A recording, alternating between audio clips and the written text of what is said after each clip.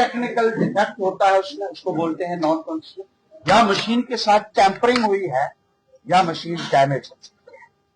तीनों सूरतों में विश्वसनीयता क्या रहेगी? इलेक्शन प्रोसेस की। और चौथी मशीन पे पहले ही रिजेक्टेड लिखा हुआ था। सबसे बड़ी बात यह है कि जब हमने स्ट्रांग रूम खोला, उसमें एक सील लगी होती है। सील तो उन्होंने लगाई थी, उसके ऊपर ना कोई डेट था ना नंबर था। ये सील किस दिन लगाई गई है, ये स्ट्रांग रूम कब खोला गया है, और जो प्रिजाइडिंग ऑफिसर या जो कंसर्न रिटर्निंग ऑफिसर है, उसके ना तो वहां एक भी आदमी के सिग्नेचर नहीं थे। जो वीडियो रिकॉर्डिंग में भी आया, और वीडियो रिकॉर्डिंग के दौरान भी मैंने उनको बताया, ये जो सील आपने लगाई हुई है स्ट्रांग रूम को, इसमें ना कोई डेट है और ना ही सील का कोई नंबर है, वो भी उसमें रिकॉर्ड है। और जब हम एंटर कर रहे थे तो वहां एक डिप्टी डीओ है, डिप्टी डिस्ट्रिक्ट इलेक्शन ऑफिसर, वो कहने लगे जी आप जाओ और कोई नहीं जा सकता आपके साथ। मैंने उनको कानून पढ़ाया कि मैंने कहा एक ईवीएम देखने के लिए आपको एक आदमी चाहिए, क्योंकि ये प्रोसीजर लंबा है, पूरी देखनी है। उसने कहा नहीं जा सकते।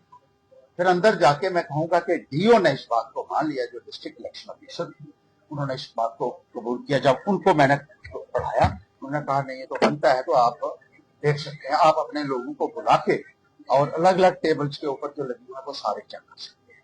इतनी दिक्कत हमें आई है इस सारे में, लेकिन उसके बावजूद भी जो डिप्टी डीओ था, वो बार बार वो बीजेपी के कैंडिडेट को कह रहा था चिंता मत करना, तो चिंता मत कर, ठीक है ठीक है, हॉल के अंदर कह रहा था।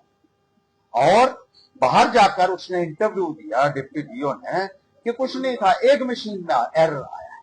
सर्टिफिकेट ये मुझे उन्होंने खुद दिया है कि 3 मशीनों में एरर आया है और ये नॉन फंक्शनल थी। लेकिन वो डिप्टी डीओ जो है, वो इलेक्शन का ये जो काउंटिंग का और इवेल्युएशन का, वेरिफिकेशन का, चेकिंग का प्रोसेस खत्म होने के बाद भी इस किस्म की बयानबाजी दे रहा था। क्या ये अफसर इन्वॉल्व नहीं है इस टैंपरिंग में? मैं ये पूछना चाहता हूं कि जो शरेआम भी ऐसी बात बोल रहा था, हमारे लोगों को अंदर नहीं जाने दे रहा था, बाद में 3 मशीनों का जो टेक्निकल डिफेक्ट का हमें सर्टिफिकेट मिला है, और मीडिया को कहता है कोई बात नहीं है, ये ज्यादा मत करिए इसको, ये एक ही मशीन में थोड़ा सा एरर आया हुआ है। तो ये सूरत हाल है।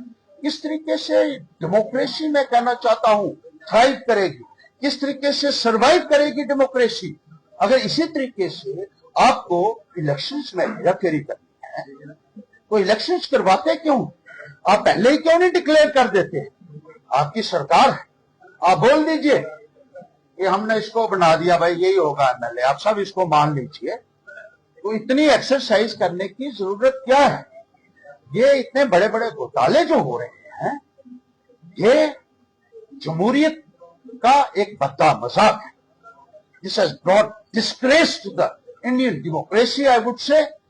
और वोट स्टोरी का जो आजकल चल रहा है पूरे हिंदुस्तान में, वो यह साबित भी हो गया है, क्योंकि आज तक मशीनें खुली नहीं थी, लेकिन मुझे बहुत जद्दोजहद करके ये मशीनें जो है वो पहली बार यहाँ खुलवाई है, और इसी में फ्रॉड आ गया है अगर, तो आप समझ सकते हैं कि बाकी जगह क्या होगा।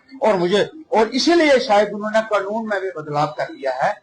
मेरे इस ऑर्डर के बाद अब कानून ही बदल दिया है, अब चोरी करेंगे भी तो आपको सबूत जो है वो हाथ में ही लगने देंगे।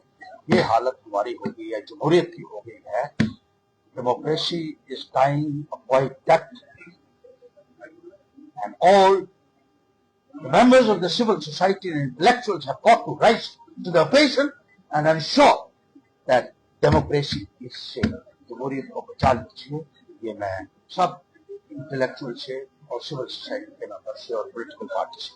हर्षदेव जी, एक सवाल है, क्या आपको तीनों की तीनों मशीनें खराब बताई गई, या ये क्लियर हो पाया यही मशीनें इलेक्शन के दौरान जो है वो इस्तेमाल की गई? वो उन्होंने खुद ही लाई ना कि जो इस्तेमाल की थी उन्हीं मशीनों को मैंने चेक करना था ना, जो वहां इस्तेमाल हुई। मेरी एप्लीकेशन जो थी वो इसलिए थी कि जो इस्तेमाल हुई है वो लाई, तो वही मशीनें उन्होंने लाई, और जब वो खोली तो वो डिफेक्टिव निकली। अब आप कितना भरोसा कर सकते हैं, आप खुद ही, मैं आपके ऊपर छोड़ता हूं, आप कितना भरोसा इसके ऊपर करेंगे। और उस सूरत हाल में जब खुद ही उन्होंने कह दिया ये मशीनें ठीक नहीं, जब इंजीनियर्स ने सर्टिफाई किया कि ये ठीक नहीं,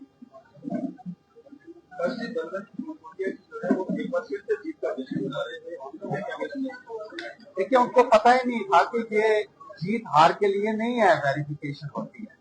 थोड़ी पढ़ाई में भी कमी है ना, इसलिए checking and verification of EVM, यानी ये पता करना था कि ये मशीनें जो उस इलेक्शन में इस्तेमाल की गई थी, जिसके मुताबिक इसकी जीत हुई है, क्या ये मशीनें ठीक हैं या इसमें कोई फॉल्ट है, कोई डिफेक्ट है, ये चेक कर।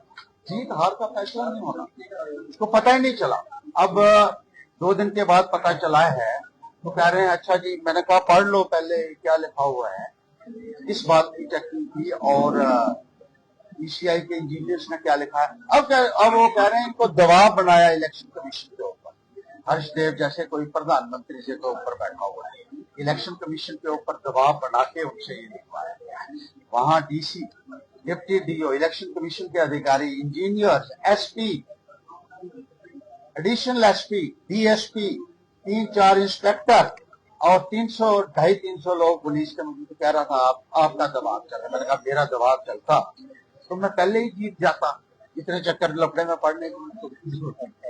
एक सवाल रहेगा जो आपने 50-50 उदाहरण के आपने वहां प्रोवाइड की, फीस फिक्स करने वाला कौन? वो तो इन्होंने एक ऑर्डर ही निकाला था ना कि 50,000 रुपया लगेगा, और इसलिए इतनी भारी फीस है। लोग पीछे ही हट जाएंगे, छोड़ो यार, एक मशीन ईवीएम का 50,000 है। मैंने कहा यार चेक कर लेते हैं, 3 का तो करते हैं, अगर 150-155 पोलिंग स्टेशन का होगा तो 3 में तो देखते हैं है क्या, थोड़ा सा जानकारी हमें भी मिल जाएगी।